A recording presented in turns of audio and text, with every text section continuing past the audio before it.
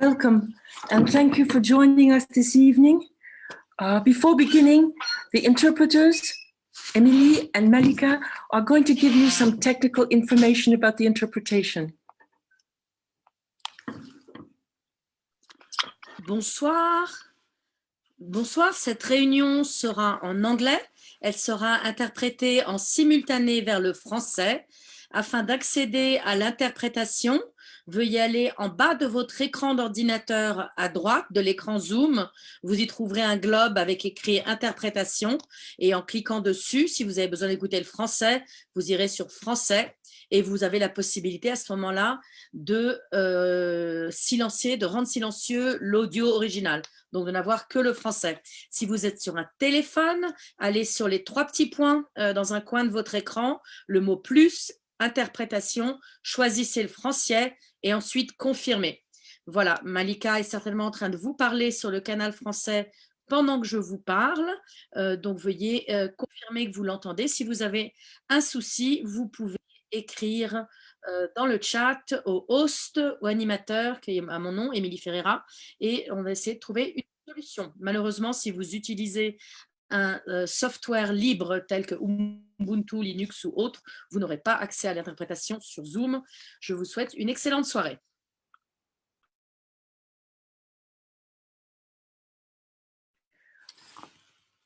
So, first of all, we're going to present ourselves. My name is Mary, and I'm an activist at the Apartheid Free Zone Collective in Geneva. Hi, everyone. Thanks for joining us. My name is Mona. I'm also a member of the Apartheid Zone, Free Apartheid Zone of Geneva here. So, as part of the week leading up to the 21st of March, which is the International Day for the Elimination of Racial Discrimination, the AFZ Geneva campaign is launching today the Apartheid Free Zone campaign in Geneva. This is an international campaign already underway in several European countries: Spain, Italy, Belgium, Portugal, Northern Ireland, and Greece. The campaign is inspired by the history of the anti-apartheid movement in South Africa, led by the ANC. This struggle generated a huge surge of international solidarity that contributed greatly to the fall of the apartheid regime. Activists around the world, associations, trade unions, faith-based organizations mobilized and fought against the unacceptable apartheid regime. They put pressure on companies, on banks, on governments to sanction and ban the South African regime. In Switzerland, the Swiss anti-apartheid movement, the MAS, led many campaigns in the 1960s, and the churches played an important role under the banner, "Not a penny for apartheid." If apartheid was unacceptable in South Africa yesterday, apartheid is unacceptable in Israel today. The United Nations Convention on the Suppression and the Punishment of the Crime of Apartheid legally established the crime of apartheid in 1973. Subsequently, the Rome Statute of International Criminal Court defined apartheid in 1998 as a crime against humanity, and I quote, "committed as part of an institutionalized regime of systematic oppression and domination by one racial group over another racial group or groups, and with the intent to maintain that regime." The crime of apartheid can exist anywhere where the following three conditions are met. First condition, where there's two distinct groups or races, where one group oppresses the other. Well, Israel itself makes this distinction between the people of the Jewish faith and the other people who represent 20% of the Israeli population. The second condition is where the oppression, a systematic discrimination towards the dominant group. The number of cases recorded by the Human Rights Council of the United Nations leaves no doubt on the subject of this systematic discrimination against the Palestinians. Since its creation in 2006 and up until 2018, the Human Rights Council condemned Israel in 78 resolutions. There have been more condemnations against Israel than against all the other countries in the world. The third condition for apartheid is where this oppression is institutionalized. The new basic law passed by the Israeli parliament, the Knesset, in July 2018, makes non-Jewish citizens second-class citizens. There is no doubt that the policy of the Israeli government corresponds to this legal definition of apartheid. And this was confirmed in a United Nations report published in 2017, which examined the situation of the Palestinian population and the Israeli occupation, and concluded that Israel was guilty of the crime of apartheid. And recently, in January of this year, the Israeli NGO B'Tselem published a study that reached the same conclusion. Israel is an apartheid state. So in short, apartheid is an extreme form of racism, systematic and institutionalized racism. It is a state policy translated into laws. Let's see how apartheid can be embedded in the everyday life of people. 3 examples. The first one concerns the theme of mobility, going to where you have to go, where you want to go. In the occupied West Bank, Israel has set up 2 road networks. One, modern and fast, serves the Israeli citizens as well as the Israeli settlers illegally established in the West Bank. The second is rough, torturous, and slow, and it's imposed on Palestinians, who then must pass through multiple checkpoints. On the theme of justice and repression, in the West Bank again, 2 populations, 2 laws. Palestinians are judged according to the military law, where the conviction rate is 99.74%. On the other hand, Israeli settlers are judged according to Israeli civil law, where the conviction rate is 5%. This does not include Palestinians' children. Israel is the only place in the world where an arrested child is systematically brought before a military court, which violates several articles and international conventions. The final example is on civic rights.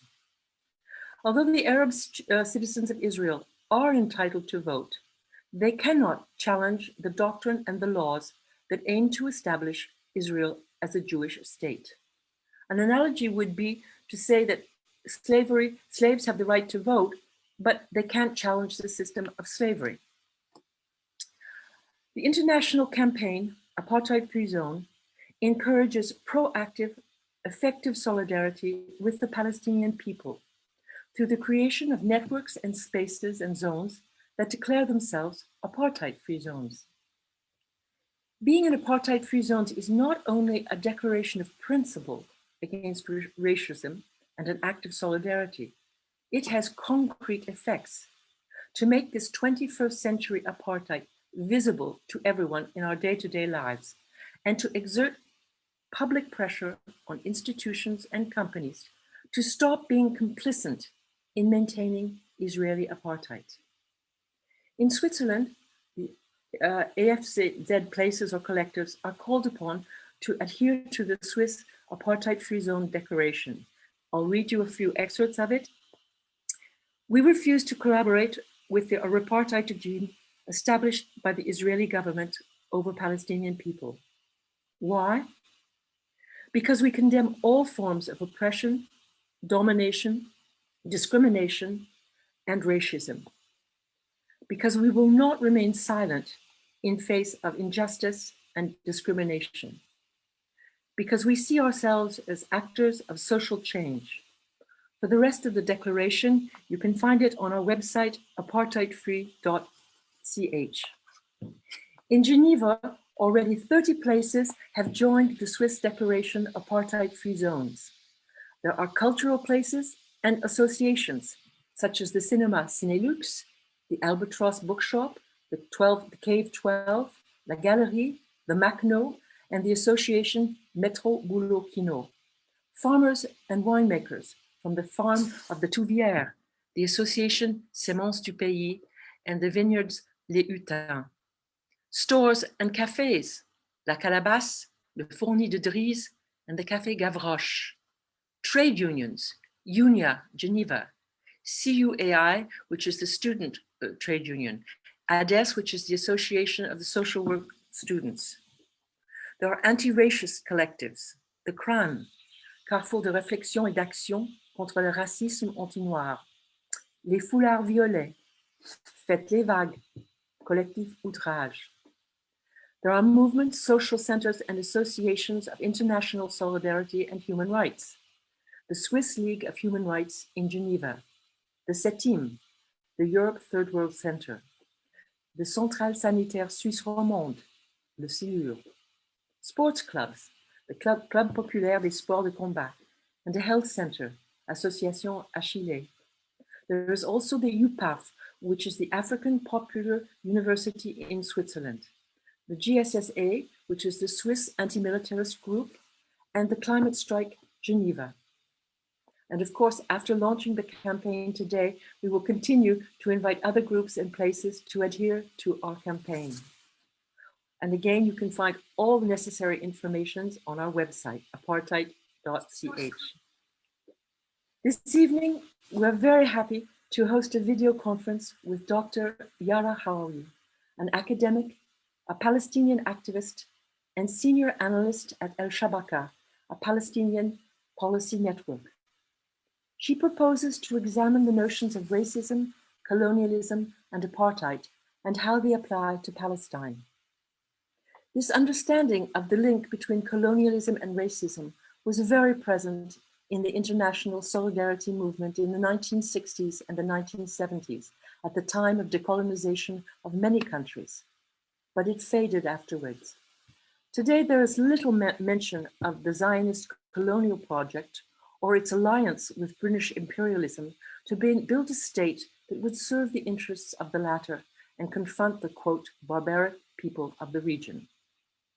The history of an indigenous people who were robbed of their land, their culture, and their rights is obscured by the dominant narrative. Successive Israeli governments have attempted to erase all traces of Palestinian presence. Those who remain, those who resist, whether in the occupied Palestinian territory or in Israel, live under a regime of apartheid, that is to say, a form of extreme racism based on a systematic and institutionalized domination of one group over another. Any apartheid regime is unacceptable. It was unacceptable in South Africa in the 20th century, just as it is unacceptable today in Israel-Palestine. I will now pass the microphone to Dr. Hawari, who will speak for about 30 minutes. Afterwards, there will be a lot of time for questions. You can send your written questions to the person on Zoom whose name is Questions, and you can write your questions in either French or in English. Thank you. Dr. Hawari. Mary, thank you for that introduction. Bonsoir, good evening, Masā al-Khair to all of you, and really a big thank you to the organizers for inviting me to speak and for organizing this conference, but also to all of you for your tireless work and solidarity with the Palestinian struggle. I was supposed to visit you all in person last year, exactly at the time of the start of the pandemic, so unfortunately it wasn't possible. But I do hope in the not too distant future I can come and visit soon and we can finally have some one-on-one human interaction. Tonight, as Mary said, I will be speaking about apartheid, racism and colonialism, and I will focus on the mechanism of apartheid across historic Palestine, but I'll also be highlighting how it is deeply intertwined with racism and colonialism, in particular settler colonialism. Now, recently, the term apartheid has re-entered into discussions about Palestine, most prominently because many human rights organizations are defining it as such. And this has inevitably conjured up these images of apartheid in South Africa. Now, whilst it's helpful to use South Africa as a comparative case study, it's also important to remember that the legal definition of apartheid is universally applicable, and it's not an exceptional case to South Africa. The legal definition allows us to have an understanding of apartheid as a system that can adopt actually various characteristics and manifest itself in various ways. So how is it defined under international law? Mary touched upon some of this, but I'm going to repeat just so we're absolutely clear. Customary international law and the Rome Statute of the International Criminal Court define apartheid as inhumane acts committed in the context of an institutionalized regime of systematic oppression and domination by one racial group over any other racial group or groups, and committed with the intention of maintaining that regime. Now, this definition will build the basis for a report published about 4 years ago now, in 2017, by the UN Economic and Social Commission for Western Asia, ESQA. It was entitled Israeli Practices on the Palestinian People and the Question of Apartheid. Now, in that report, it states that Israel, from the very beginning, has established an apartheid regime that dominates the Palestinian people as a whole, meaning not only Palestinians in the West Bank and Gaza, but also those in exile and in Israel proper. Now, after immense pressure from Israel and powerful member states, the report was actually withdrawn from the ESQA website, and the director of ESQA, Rima Khalaf, subsequently resigned. The authors of the report were Richard Falk and Virginia Tilly, and it's still available online, and I would really recommend it as a brilliant resource and teaching tool for the situation in Palestine. Now, the most important point about this report is that it talks about the Palestinian people as a whole and in their entirety. The Palestinians in the territories occupied in 1967, i.e. the West Bank and Gaza, the Palestinian citizens of Israel, the Palestinians of Jerusalem, and the Palestinians in exile. It's a deterritorial analysis of apartheid. And in fact, it actually argues that this strategic fragmentation of the Palestinian people is the principal method by which Israel imposes the apartheid regime. Now, I want to pause for a minute here and discuss where colonialism comes in, because I think it's already quite clear that racism is a big part of apartheid. Now, apartheid is a mechanism, a tool, or a system in which a dominant regime uses to control a group of people. And in Palestine, this mechanism exists within that larger structure of Israeli settler colonialism. So what is settler colonialism and how is it different from colonialism? And I think here I'll outline a few key distinctions. The first distinction lies in the relationship between the people who colonized and the imperial powers. So colonialists were sent by the imperial powers to establish an organized relationship with the mother imperial country in order to maintain colonies. Settler colonialists, on the other hand, and in most cases went on their own because they faced persecution in these imperial countries, and they sought a way out, a one-way ticket. Now, the second distinction lies in what colonialists and settler colonialists seek out. Colonialists really sought out resources to enrich the empire back home, while settler colonialists are looking for a new homeland. And this, this homeland isn't, simply somewhere to rest your head at the end of the day. It's something much more serious, structural, and institutional. Thirdly, and perhaps the most important distinction, is the relationship with the people in the lands that they went to. So colonialists sought to exploit the native people for human power, whereas settler colonialists sought to eliminate the native, either by killing them, by erasing them, or removing them. And that's of course not to say that colonialism didn't eliminate and displace masses of native people. Perhaps to describe this a bit better, we can use this quote from Lorenzo Vercini, who's a well-known academic in settler colonial studies. He explains this quite simply by saying that the colonialists say to the colonized, "You work for me," whereas the settler colonialist says to the indigenous person, "You go away." So to recap, settler colonialism is the macro structure, and apartheid exists as a mechanism in the structure in which to control the indigenous Palestinians. Now, I want to explain a little bit more about how this mechanism works in the various Palestinian constituencies. In the West Bank, as you all know, it's been under Israeli military occupation since 1967. There's a system of military law which is imposed on approximately 3 million Palestinians. Meanwhile, there's approximately 500,000 Jewish illegal settlers who are governed by Israeli civil law. So the racial character of this situation is actually further confirmed by the fact that all West Bank Jewish settlers enjoy the protection of Israeli civil law on the basis of being Jewish, whether they are Israeli citizens or not. Military law includes a whole system which prevents Palestinians doing just about anything and making anything an arrestable offense. So a meeting of 10 or more people can be characterized as a political rally and thus determined illegal under military rule. If Palestinians are detained or arrested under this military law, they're put through the military court system, which has a 99% conviction rate.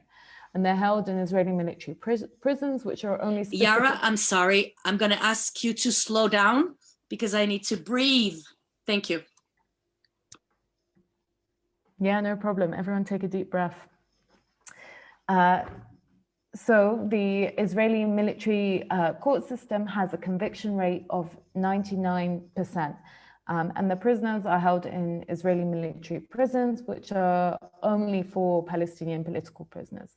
So this dual legal system, the military legal system and the civil law, is indicative of an apartheid regime. But there are so many other aspects of life in the West Bank that also indicate this regime. From 1967 to the present day, 200 Israeli illegal settlements have been established in the West Bank, including in East Jerusalem. And the settlement enterprise in 1967 was spearheaded by an Israeli Labour government, not a right-wing government, an Israeli left-wing government. Today, these settlements are home to over 600,000 Israeli Jewish illegal settlers. And I'm honing in on settlements in particular because they really are the most dominant factor shaping Palestinian life in the West Bank. The Israeli regime consistently and relentlessly steals and annexes thousands of dunams of Palestinian land for its settlement enterprise and infrastructure. And this results in families being cut off from each other, communities being severed, farmers losing their farmland. And beyond the actual settlements, there's also this vast infrastructure of roads, factories, power plants, etc., that are all used to support the settlements. And of course, this means more land. And indeed, there are hundreds of kilometers of roads for settler use only. And the Israeli regime has in place hundreds of roadblocks and checkpoints nearby the settlements. Needless to say, these checkpoints deeply hinder Palestinian movement. They can be arbitrarily closed. They funnel Palestinians onto single-lane roads, making movement really very difficult and challenging. Most of you know that the West Bank is really a very tiny piece of land, and yet it can take literally hours to get from one city to another. And then, of course, there's the Apartheid wall, which was built in the early 2000s. And this adds to all of this difficulty in moving around. It's also resulted in huge amounts of land being confiscated. This has all essentially resulted in the Bantustanization of Palestinian residential areas. And it makes it incredibly easy for the Israeli army to lock down an entire Palestinian village or town. Meanwhile, the Israeli regime directs the majority of resources to its Jewish Israeli population. And it does this very easily now, thanks to the division of the West Bank into areas A, B, and C by the Oslo Accords in the early 1990s. The Israeli military controls Area C, which is 61% of the land in the West Bank. And it just so happens that this land is also where all the resources are, including water resources, which are diverted to Israeli illegal settlement use. Now, Area C is also where some of the most fertile land is, and Israel makes millions from the produce grown illegally in this area. And indeed, the loss of access to Area C is estimated to cost the Palestinian economy around $480 million per year. Even more reason to boycott products from illegal Israeli settlements. Now, Gaza has also been under military occupation since 1967 and under military law. And since 2007, it's been under siege and blockade. Now, even though there was what was called Israeli disengagement and a withdrawal of settlers in 2005, the Israeli military law continues to apply to Gaza regarding exclusive Israeli control over Palestinian movement and trade in and out of the territory, the unilaterally imposed security of the zone along the perimeter fence, and Palestinian access to fishing areas and sea routes. And this effective total control means that Gaza remains under military occupation and in the eyes of the United Nations and many international organizations. Now, in addition to this blockade, which cripples all areas of life in Gaza, they're also subjected to frequent military bombardments. Most children in Gaza have only ever known the constant sounds of bombs and drones. Now, the Israeli regime also imposes apartheid policies towards the Palestinians in East Jerusalem, which number around 300,000. East Jerusalem was also occupied by Israel in 1967, and it has been totally annexed. Palestinians in East Jerusalem were given permanent resident status by the Israeli regime, which essentially deems them as foreigners in the land of their birth. And this permanent residency status is basically deemed as a privilege rather than a right. And this privilege is subject to revocation. What this means is that their status is made conditional on what Israeli law terms as the center of life, which is basically they have to prove that their home, their business, their attendance to schools, etc., their involvement in local organizations, all of this is taking place in Jerusalem. And if it appears that it has shifted somewhere else, such as in the rest of the West Bank, they can actually risk having their residency revoked. A Palestinian resident of Jerusalem who's also spent a lot of time abroad may also find that Israel can revoke their residency permits. And this center of life policy is the determining factor of life for Palestinians in Jerusalem. It's incredibly taxing. It dictates not only where they live, but it also has very heavy repercussions on what work they do and who they can marry. And they also experience discrimination in terms of all kinds of services, education, healthcare, employment, etc. They also face expulsion from their homes, and house demolitions is a very common occurrence. For example, currently in the Sheikh Jarrah neighborhood in East Jerusalem, 500 Palestinians are facing imminent expulsion from their homes as we speak. Now, within Israel itself, 20% of the population are Palestinian citizens of Israel. These people are the descendants of those who survived the ethnic cleansing in 1948, and for multiple reasons, they were allowed to remain within the borders of the newly established Jewish state. They were given Israeli citizenship, but they were immediately placed under military and martial law. And this was only lifted 2 decades later. Now, the citizenship, rather than a mechanism of inclusion, it was from the outside used as a mechanism of exclusion. Mary mentioned that, Palestinian citizens of Israel are really second-class citizens, but I would say actually they're fifth-class citizens. Now, this is because in Israel, unlike in most countries, citizenship and nationality are distinct terms and categories. So whilst there is such a thing as Israeli citizenship, there is no Israeli nationality. Rather, nationality is designated along religious and ethnic lines. So because the state defines itself as constitutionally Jewish, those with Jewish nationality trump the non-Jewish population. And as the Jewish nation and the state of Israel are considered one, then the exclusion of non-Jewish citizens is a consequence. Now, so what this allows for is a very sophisticated and covert racist system that's not necessarily detectable to the unknowing observer. It divides people into 2 categories, Jews and non-Jews, which really embodies the very definition of apartheid. And this plays out in access to land, housing, education, and many other areas. I think the spatial organization within Israel also demonstrates apartheid very well. Most Palestinian citizens of Israel live in Arab-only villages and towns. A few live in mixed cities. And within the cities, segregation exists from neighborhood to neighborhood. Now, this segregation is neither accidental nor a natural residential pattern. The general land policy of the Israeli state has been to squeeze as many Palestinian Arabs into as little land as possible. And just as the Palestinian villages that were destroyed had their land stolen by the Israeli state, so too did those that survived the ethnic cleansing in 1948.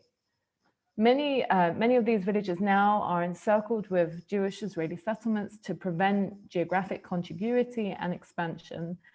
And so as a result, today, these Palestinian villages and towns suffer from severe overcrowding, and they have no opportunity for relief through development or growth. So the final constituency of Palestinians in which apartheid is practiced on is the Palestinian refugees in involuntary exile, who really now number in their millions. So I've outlined these different Palestinian constituencies. I now want to draw attention to something that's happening at the moment, which I think really epitomizes the apartheid regime, and that's the issue of the COVID-19 vaccine. Now, there is this word that activists are using, which is medical apartheid, and they're arguing that this is being inflicted on the Palestinians in the West Bank and Gaza. So as we all know, and we've all probably heard and seen in the media, Israel is boasting the fastest vaccine rollout in the world.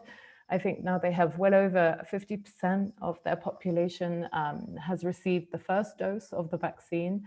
And I think something like 40% has received both doses. Meanwhile, for Palestinians in the West Bank and Gaza, there has been absolutely no mass vaccination program, with only a small few thousand doses here and there. So I'm going to speak slower again for the interpreters. The latest news is that there is a delivery of 64,000 doses from the WHO COVAX program, which apparently arrived last night. Now, this is 64,000 doses for a population of 5 million. A third of those doses are AstraZeneca, which are now being held in storage and being kept back until they're deemed safe again.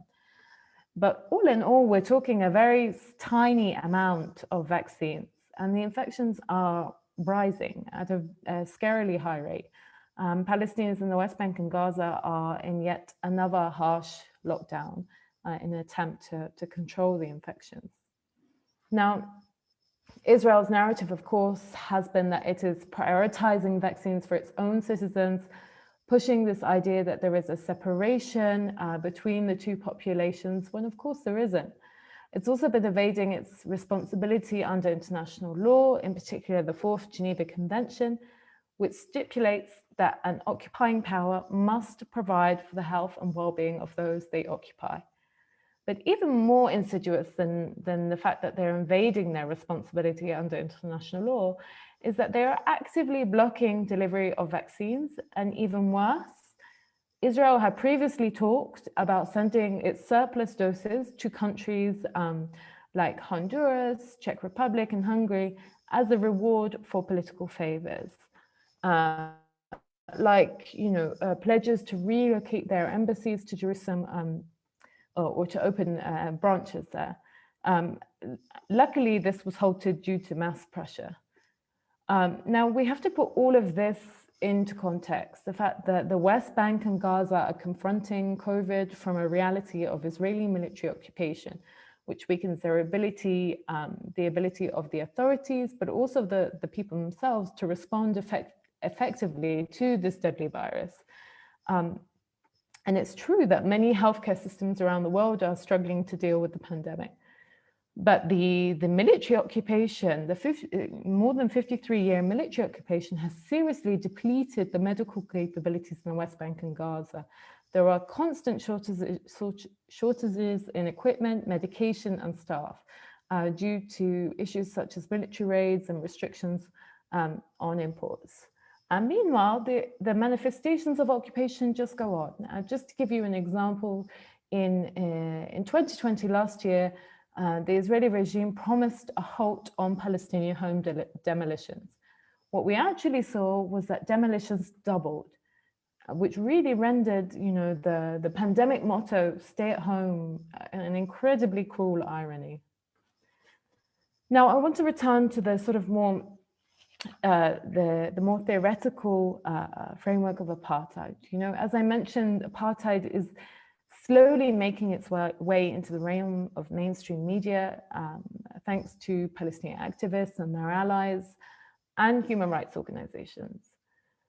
So this begs the question, why do many think it's a useful term in the struggle for Palestinian rights and freedom? Well, I want to outline 3 main points as I come to a sort of conclusion. Firstly, apartheid is defined as a legally enshrined mechanism practiced and maintained through the state. As such, the problem lies not with the political party or politicians that sit in government, but rather the constitutional foundation of the state itself. So in this understanding, Netanyahu, for example, is not the issue, but rather the constitutional foundation of the state of Israel, which is based on settler colonialism and ethnic supremacy. Secondly, it's not a term of analysis that exists on its own in a vacuum. Apartheid can be used, still keeping the terms of military occupation and still refer to settler colonialism. The use of apartheid doesn't negate the laws of belligerent military occupation, and neither does it obscure the wider picture of an ongoing settler colonial structure.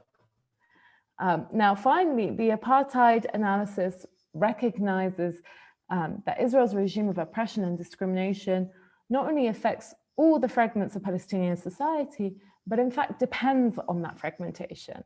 And therefore, long-term solutions to the violation of Palestinian rights must take into account each segment of the Palestinian people, not simply Palestinians in the West Bank and Gaza.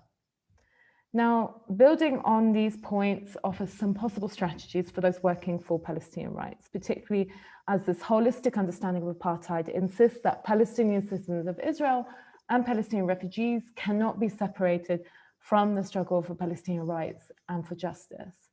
And I think that bringing these segments together under this analysis will help challenge the limitations of much of mainstream international discourse that only focuses on the West Bank and Gaza, and therefore dictates who constitutes as Palestinian. Expanding this discussion across historic Palestine and beyond, and transforming it into a demand to end apartheid and enforce fragmentation must take a central role in the struggle today by Palestinians and their allies. Now, beyond using the apartheid framework and analysis, what really has to be done in order to secure Palestinian freedoms and rights is state sanctioning of Israel. Because everything else has failed, and we know that sanctions have worked in the past. The South African regime fell because of sanctions and boycott, and I think this is the only way we'll see lasting change here in Palestine. Now, of course, this needs a big global shift in politics, and it stresses once again that Palestine doesn't exist in a bubble, but it is connected to global politics. Indeed, many of the structures of power that oppress Palestinians also oppress other communities around the world. But just as those structures are all connected, so are the people that they oppress. And we always have to remind ourselves of that people power, that we are many and they are few. Thank you.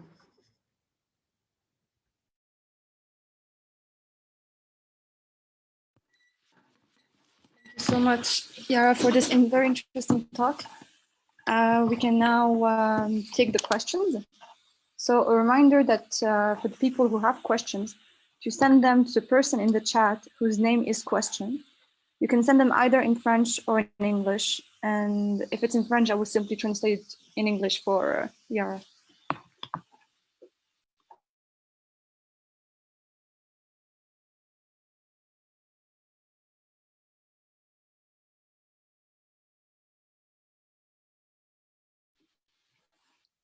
We already have a few questions. According to you, what would the after apartheid look like in Palestine?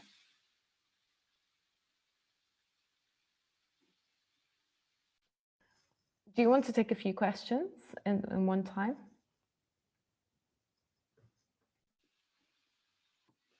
Can you hear me?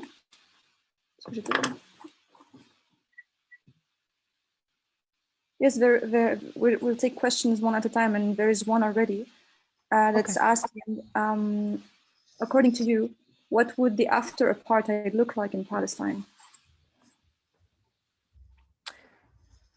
So I think this is a very good and important question, and something that we always have to think about in our struggle against apartheid. I think importantly here, I want to mention that, as I said in my talk, apartheid is one of the mechanisms as part of this larger macro structure of settler colonialism. And so for me, of course, we want to fight apartheid, but the larger struggle is always one of decolonization. So for me, after apartheid is hopefully also after decolonization. I'm very wary that in the struggle against apartheid, we might forget that important aspect. This isn't simply about an end to segregation. It's not simply about equality. It's also about dismantling a structure that has sought to erase indigenous Palestinians and has been ongoing since even before 1948. So for me, I envision a world, a Palestine, which has justice, which has a historical redress of past wrongdoings, which is built on fundamental principles of freedom and rights for everyone.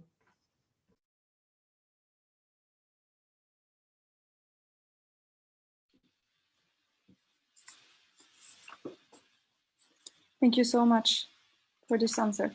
Another question we have is, how can we link up the Palestine struggle as settler colonialism with other struggles, anti-racist struggles across the world?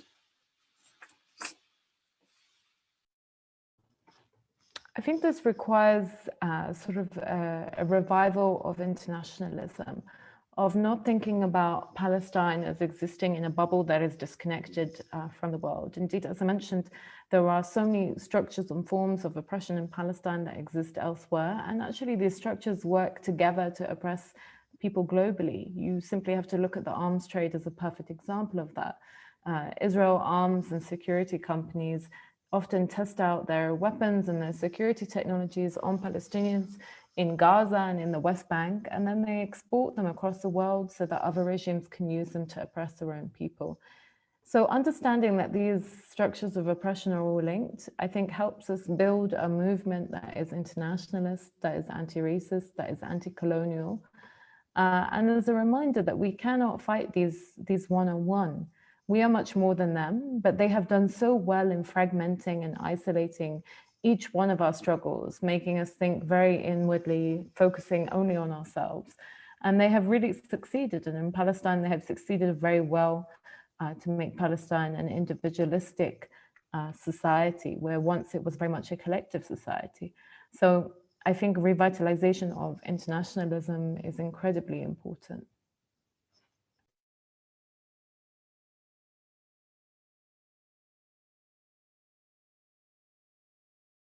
Okay, thank you so much. We still have many other questions. I'm sorry, could we remind people to write to question? Si vous avez des questions, écrivez à question. Les interprètes ne vont pas vous répondre. Merci.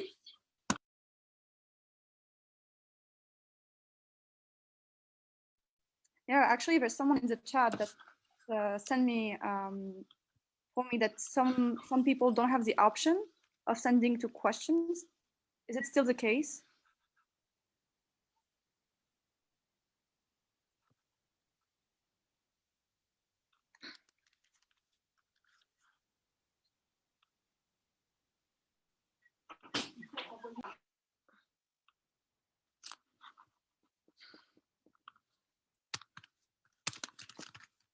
Well, sorry for this technical difficulty.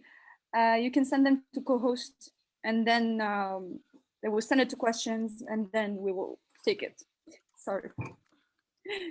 But we have other questions for now. What, according to you, is there a political link between Palestinians of Israel, refugees, and Jerusalem? Can we find a common struggle between them? Between, sorry, the Palestinian citizens of Israel and who? And the refugees. Yes. Yes, of course. Palestinians are a fragmented people.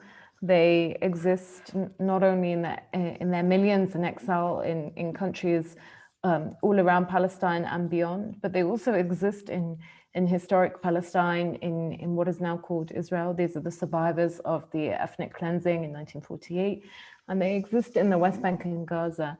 And these people are a united people. They are people that share a history, they share a language, they share a cuisine, they share a culture.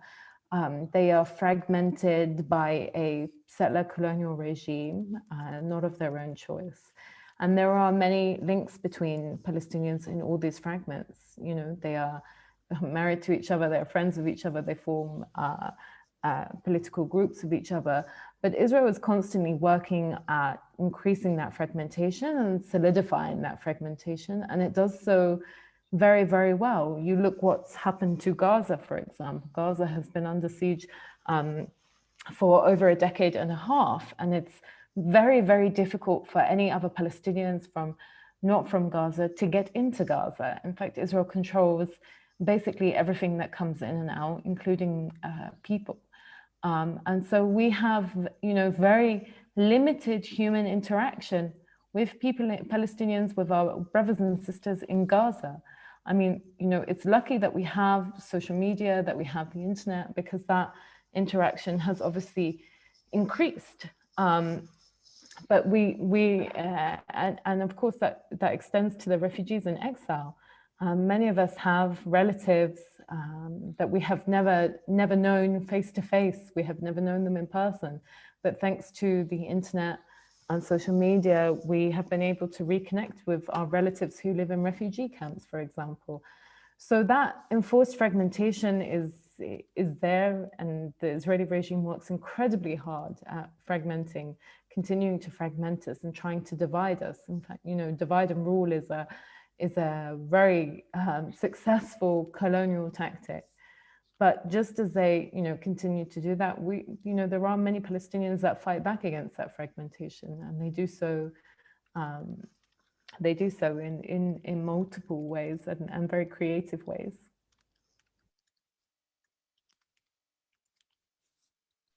Thank you. Let me check the questions.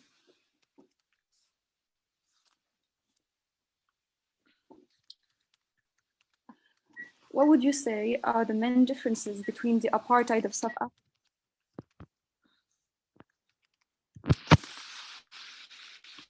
I didn't hear the last part of the question. Sorry, what would you say are the main differences between the apartheid of South Africa and the one in Palestine? I think, you know, this is not something that I particularly want to engage with, the comparison of sort of different sufferings, you know, playing a sort of oppression Olympics. The important thing about the apartheid definition under international law is that it is universally applicable, which means that South Africa doesn't define apartheid. South Africa led to the apartheid being defined under international law, but it isn't the model for apartheid. There is actually a definition that can be applied to other places and cases. And so often we'll hear pro-Israeli narratives saying that, you know, the system in Israel looks incredibly different from that of the South African apartheid regime. Therefore, it cannot be apartheid. But that's actually legally unsound. And many South African comrades and scholars have not only confirmed that that's legally unsound, have actually stated that this is indeed an apartheid system. The segregation of the two peoples, the domination of one settler colonial group over the indigenous population. All these are key aspects of apartheid, and it indeed does exist here.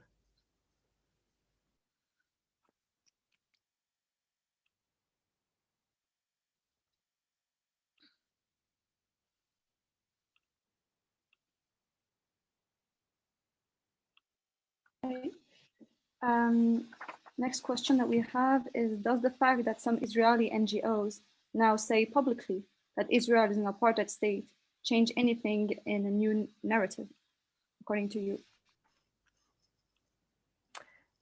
As Palestinian activists, we know very well that our narratives, our voices have been silenced for decades. And, you know, Palestinians have been talking about apartheid for many decades now, and particularly since the fall of the South African apartheid regime, Palestinians have been equating what happened there with what was happening in Palestine. And this wasn't taken seriously, and Palestinian voices have constantly suffered from that kind of marginalization and delegitimization. And unfortunately, we know far too well that we often need an Israeli voice, an Israeli ally, an Israeli human rights organization to say what we have been saying for decades, for the world to listen. And I think, you know, that speaks volumes about knowledge production, especially on Palestine. But I think we have to use it as a tool. It's created a lot of buzz and hype. And I think this is a perfect opportunity to talk about that continued marginalization of Palestinian voices.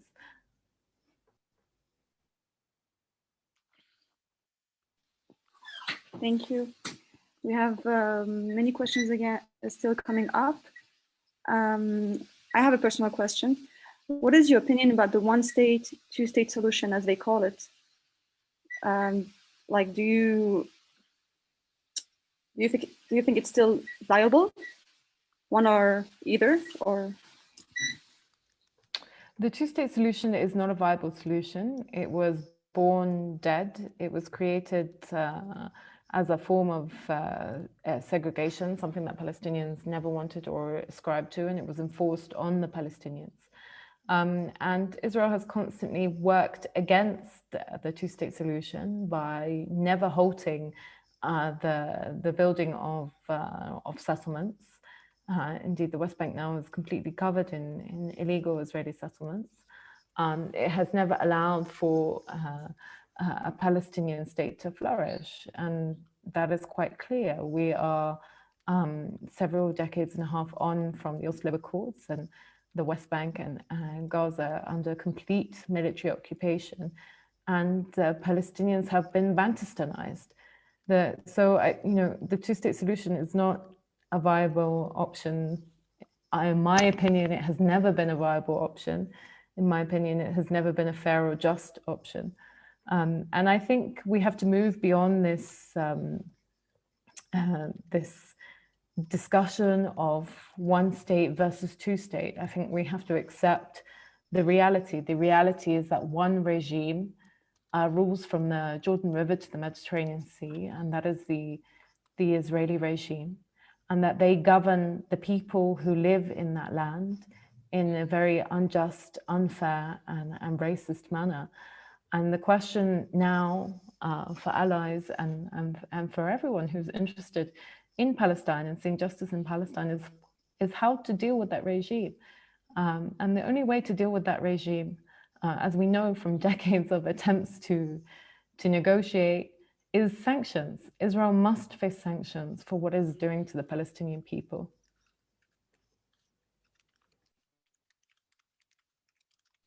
Thank you. What I would ask, because it's a subject that comes up a lot. Merci. Je vais poser une question, un sujet qui est fréquemment posé. Sorry.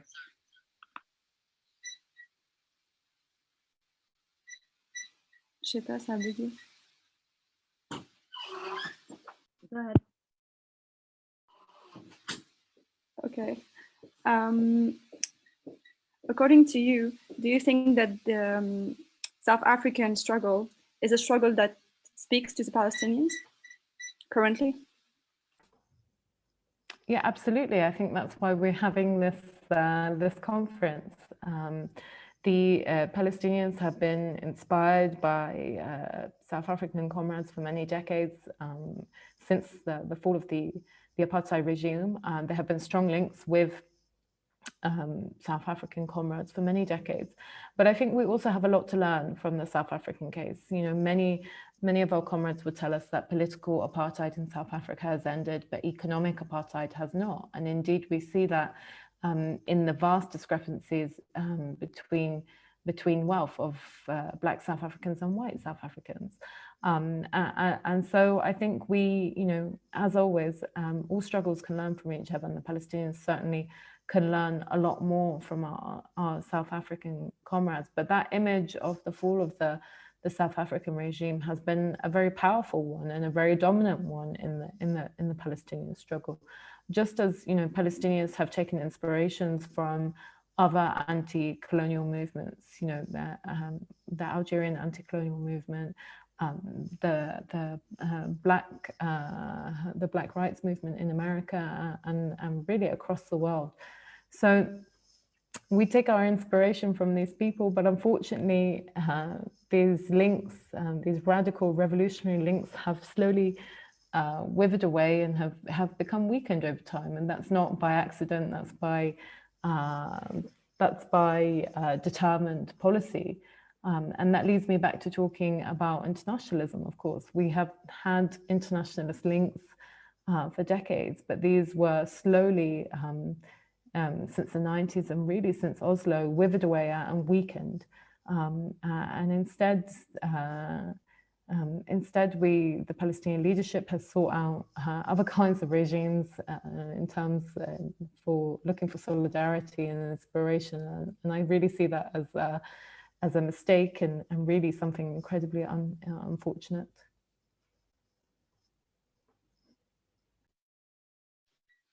Okay. Another question on a whole other subject is, could you tell us why the Lebanese Palestinians have not been accepted to receive the vaccines from the Lebanese government? I cannot. I cannot speak to that with authority. I haven't been fully aware of that situation, so I can't speak with authority on that.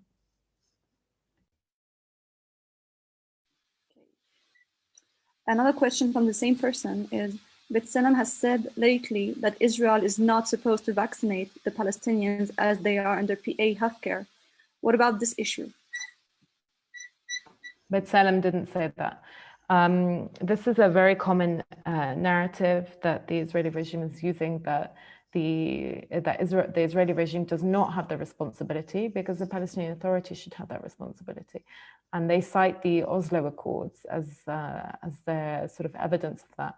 But the Oslo Accords do not trump the Geneva Convention, which very clearly states that an occupying regime has to provide for and account for the health of the people that it occupies. In this case, Israel is recognized globally by the UN, by international organizations, as the occupying regime, and the Palestinian people as the occupied people.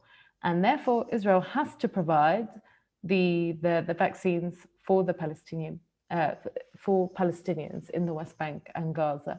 They have to indeed coordinate with the Palestinian Authority, and this is specified, that the occupying regime has to coordinate with the local authorities, but the occupying regime is the one that has the sole responsibility for providing the health and the welfare of the people it occupies.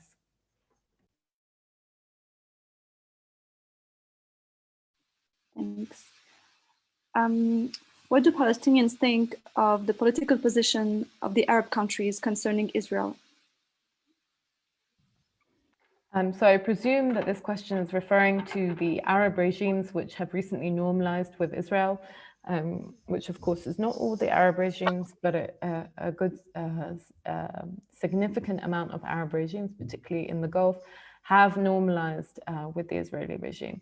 I think these moves were not particularly surprising for the Palestinian people, particularly because for decades now, There have been normalizing, unofficial normalizing relations between all these countries. You know, we know for a long time that Morocco, for example, has had long security ties with Israel. In the last decade, the UAE and Saudi Arabia have had increased interactions with Israel. This includes sharing of security information. It includes sort of soft diplomatic relations. And so the officialization of these relations was not particularly surprising at all. It doesn't mean to say that it's not worrying, it is. These normalization agreements weren't simply, you know, Arab states recognizing Israel. They were actually much more insidious than that. They were arms deals, they were security arrangements. So I think for, you know, these normalization deals are not just worrying for the Palestinian people, but they're worrying for the region at large. These are all regimes which have been accused of human rights abuses, of war crimes, and they have all gotten together to sign arms agreements. And I really fear that we are facing a renewed era of human rights abuses in the Middle East.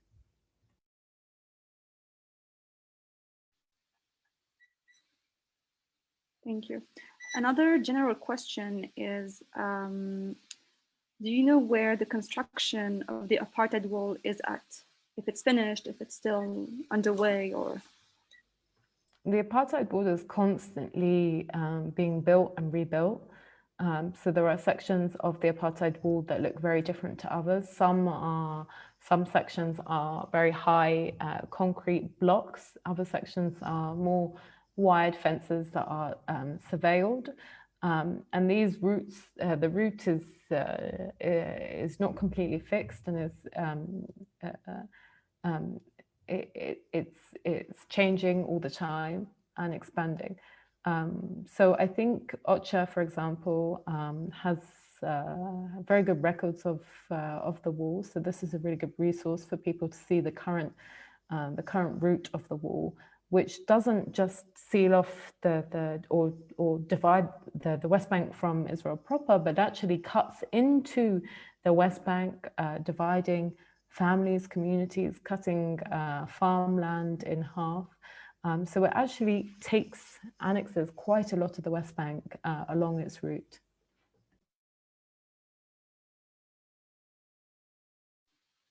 Thank you.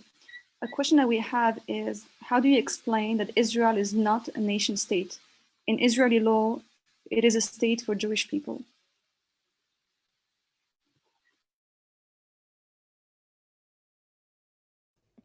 I'm not sure that I fully understood the question. Ask the person and then maybe I mean, reword it. I mean, I can give a sort of clarification on nationality and citizenship. I mean, the Israeli state defines, creates a difference between citizenship and nationality, which is very unusual. For example, I have a British passport. I am a British citizen and a British national. But in Israel, they make those two terms very distinct categories. So there is such a thing as Israeli citizenship. So Palestinian citizens of Israel will have citizenship and a passport, but they are not Israeli nationals. Nationality is designated along religious ethnic lines. And I think Israel has included 137 possible nationalities, which includes Jew, Arab, Druze, and these are recorded on the identity cards and in registry databases. So for a Palestinian citizen of Israel, there'll be an Israeli citizen, but an Arab national. And this is a very useful distinction for the state of Israel because it defines itself as constitutionally Jewish. So those who are Jewish nationals trump the ones who are not Jewish nationals. And this is mostly the Palestinian population, which is 20% of the population of the state of Israel. And so there is, you know, the exclusion of non-Jewish citizens becomes a consequence of that distinction between citizenship and nationality.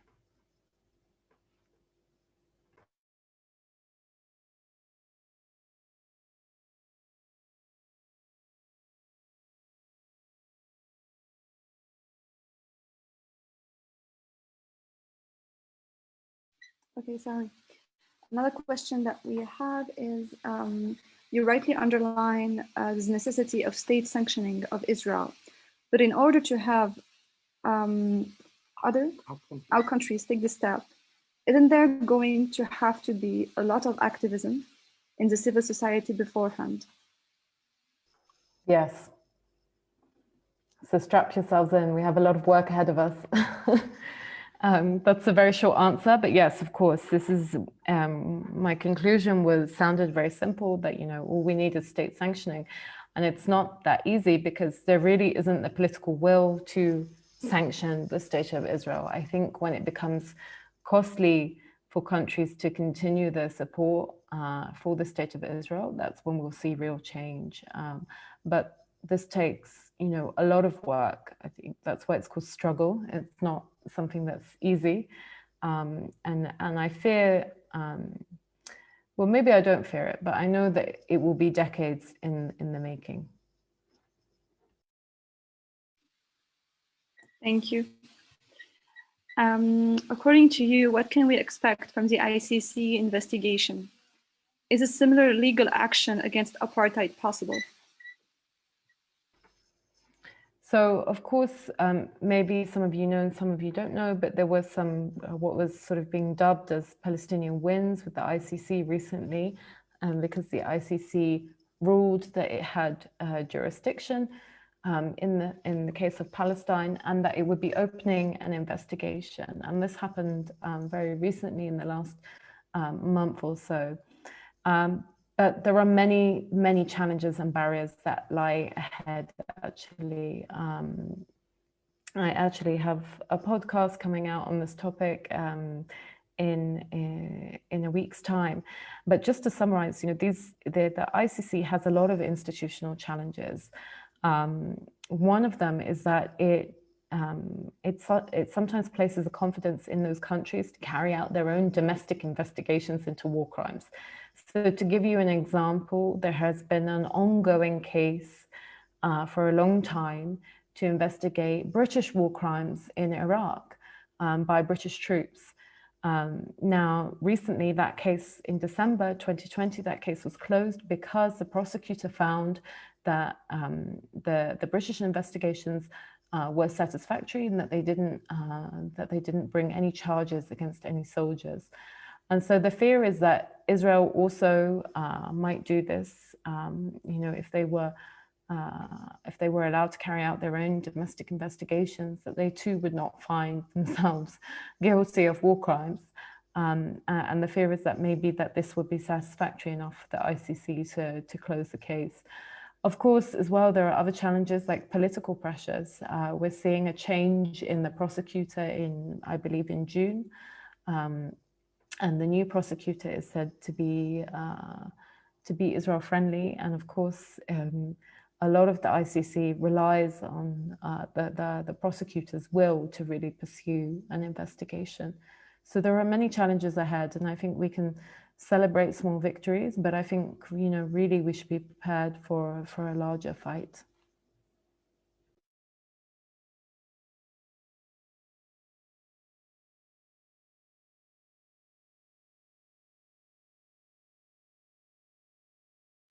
Okay. Another question from here is, you talked about military embargoes, the importance of it, and the militarism of the armies and police is in our own countries is a big issue, and much of it comes from Israel. Could you tell us more about it? Yeah, Israel is one of the largest exporters of arms and security technologies, and it exports them all around the world to really reprehensible regimes. And there are many evidences and incidences of Israel training various different police forces, which then go on to repress domestic populations. And that's why I think it's important to think to de-exceptionize Palestine and think of Palestine as part of the world and not really in this bubble. So protesters in the States or elsewhere might be beaten by police officers or weapons that have been developed in Israel. And so if we target that larger structure locally in each of our localities, if we target the arms trade, if we target the security companies in all of our local constituencies, and really work together with people power to bring down that structure, then I think we have some hope. But unfortunately, the other side is really good at fragmenting us and thinking that we all exist in our own little bubbles. But we don't. These structures of oppression are working together to oppress all of us, not just Palestinians.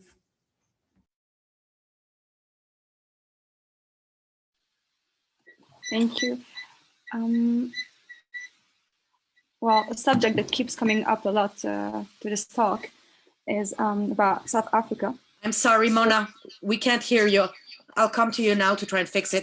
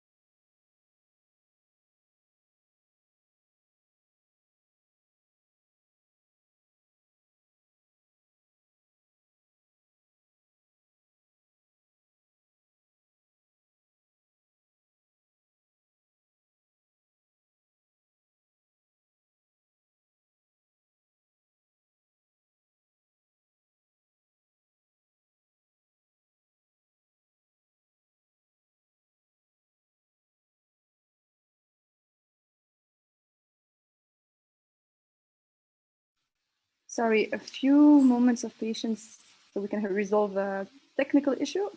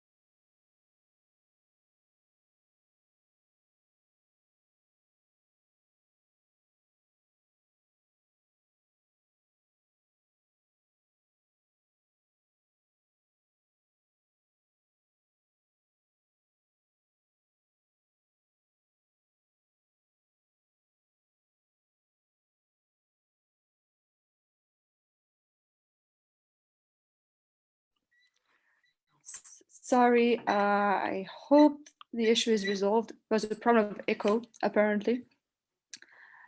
We can now continue with the questions. Yeah, and I was asking this question. In South Africa, the interior movement was very strong and the struggle won. Do you think it will be the case for Palestine? I'm sorry, Mona, I didn't understand that question. Can you repeat it? Yeah, sorry. In South Africa, the interior movement, the movement inside of it, was very strong and the people won. Do you think it will be the case for Palestine? So if I'm to understand the question right, I think it's in reference to the ANC and the South African anti-apartheid leadership, which was an incredibly strong leadership. It's a very good question because it sort of points the finger and shifts the focus at the Palestinian leadership. The Palestinian leadership is not a representative or accountable leadership. It is unfortunately, it is undemocratic. It is increasingly authoritarian. And I think this has, this is a huge barrier in the way of Palestinian liberation and achieving Palestinian rights. Without a accountable and representative leadership, I don't think Palestinians can expect liberation. And so I think that this is one of the key aspects of the Palestinian struggle right now. We are supposed to be seeing elections in the West Bank and Gaza, but this is yet to be seen. But even though those elections are supposed to take place, they will not take place in a free or democratic space, and they don't target the Palestinian movement as a whole. The elections that we're talking about are the Palestinian legislative elections, which refer to a very, very small part of the Palestinian Authority, which is not the representative body of the Palestinian people. So if I'm to understand that question right, I think that we have, as Palestinians, a lot of work to do internally in terms of our struggle for rights and liberation.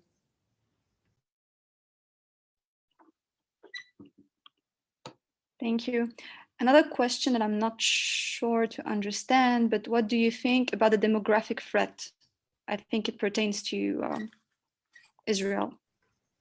The demographic threat is a narrative. I mean, this question, I think I understand this question. The demographic threat is a narrative that the state of Israel, the Israeli regime, uses as often as a defense mechanism, as why it cannot be inclusive of Palestinians. It maintains that for the state of Israel to survive, it has to have a Jewish majority, and therefore it justifies the displacement, the continued exile of Palestinians, the continued exclusion of Palestinians. And unfortunately, a lot of third state actors and the international community have accepted that as an acceptable narrative. To talk about demographics in such a way is incredibly disgusting. To say that, one group of people must maintain a demographic majority over another group of people, even though naturally we know that demographics in many places around the world fluctuate according to birth rate, and yet Israel has this existential fear of the Palestinian birth rate. And it's a disgusting narrative. It's a deeply racist, deeply racist and colonial narrative.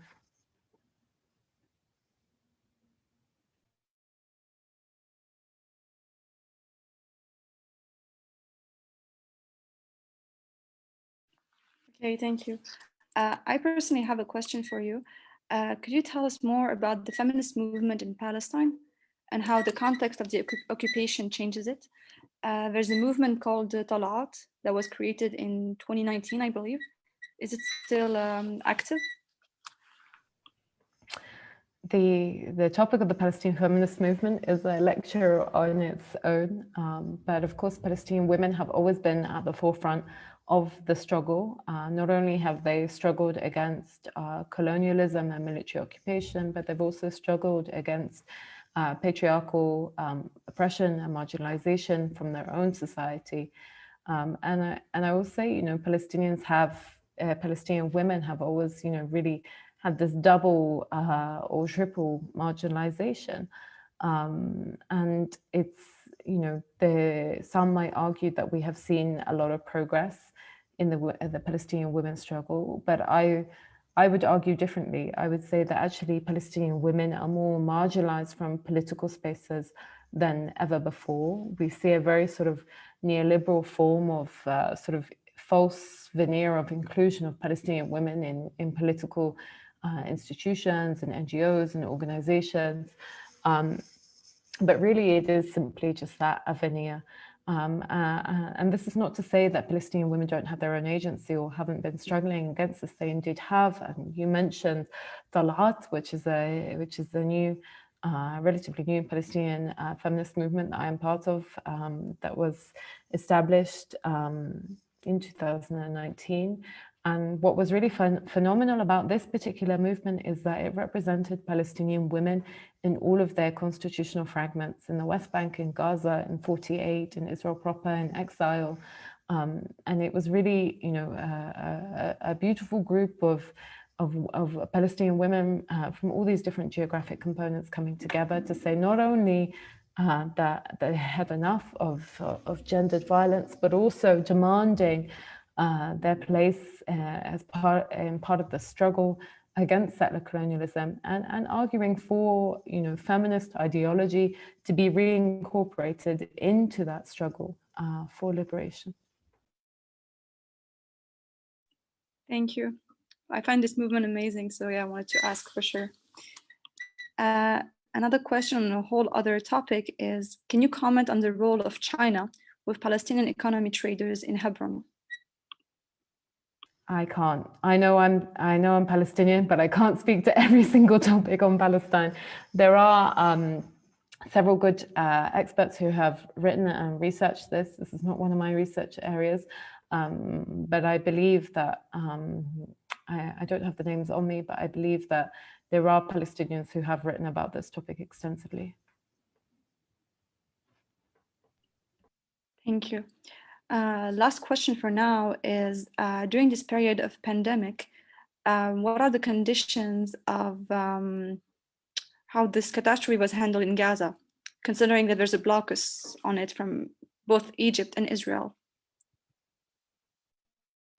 So at the beginning of the pandemic, there was this really problematic narrative going around saying that Gaza would be protected from the virus because it was under blockade. Now, of course, you know, we knew that that wasn't going to be true, and it proved that it wasn't true. You know, the virus doesn't know borders. It easily crosses over borders, and indeed it did.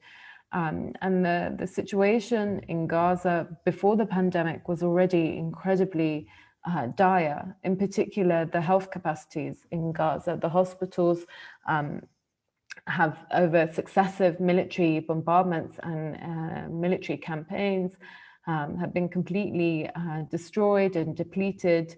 And so their capacities were really limited, and they were already struggling to deal with ordinary health issues before the pandemic. Because of the blockade as well, Gaza is not allowed to have certain medical supplies and equipment, including a lot of equipment that is used in cancer treatment and chemotherapy treatment. And so as a result, many Palestinians in Gaza who need specialized treatment have to seek treatment outside of Gaza, and they have to ask for permits from the Israeli regime to travel. And quite often they are denied these permits and therefore denied treatment. And so this really summarizes the health situation before the pandemic. And then when the pandemic hit, Gaza's health system became at full capacity and was not able to cope, and it is currently not able to cope.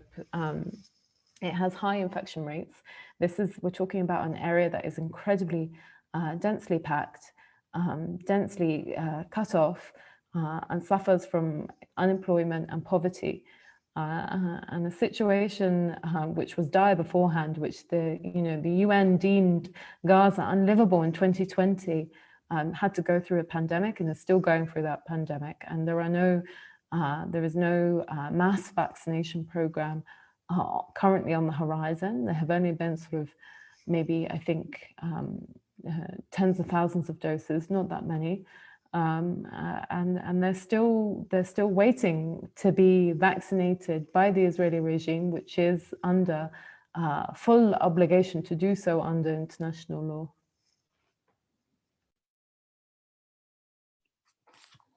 Thank you. Another question. Do you think there's an important movement of solidarity in the UK? There is a very strong solidarity movement in the UK. It's an old solidarity movement that has branches sort of all over. One of the leading organizations for Palestinian solidarity is known as the Palestinian Solidarity Campaign, the PSC, and they have branches all over the UK. And these ties, these quite old ties now, were often formed from working class communities, trade unions, different groups that really saw interconnectedness with the Palestinian struggle. So I think there exists a very strong solidarity body in the UK.